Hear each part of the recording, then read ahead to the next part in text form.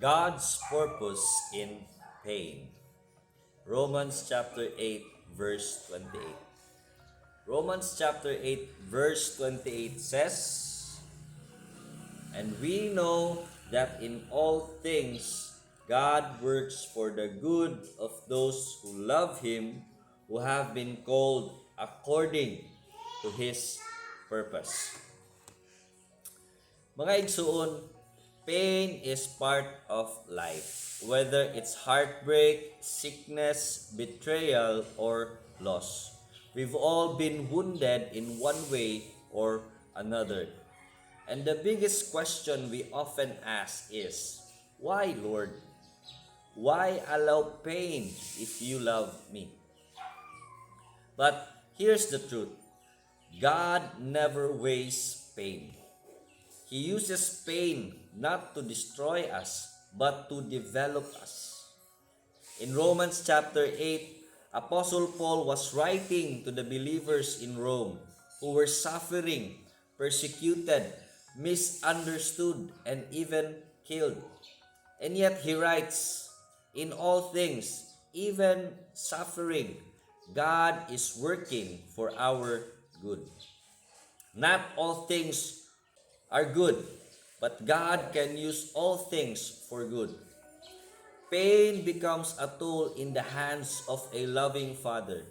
Even Jesus, the Son of God, suffered not because He was weak, but because through His pain came our salvation. There are three things to learn from pain.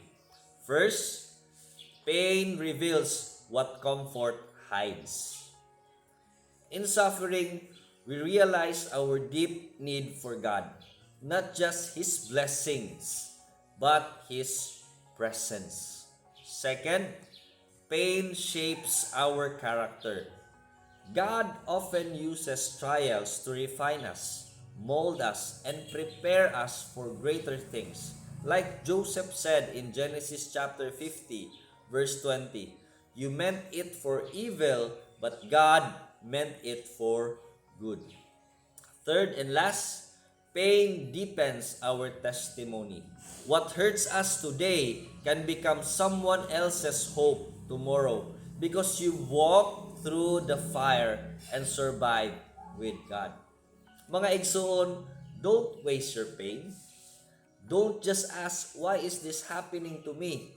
Instead, ask, "Lord, what are you doing in me through this situation?" Yes, the tears are real. Yes, the nights are long. But so is God's plan. And He is faithful even in the dark. As C.S. Lewis said, "God whispers in our pleasures. God speaks in our conscience. But He shouts in our pain. It is His megaphone to rouse a deaf world."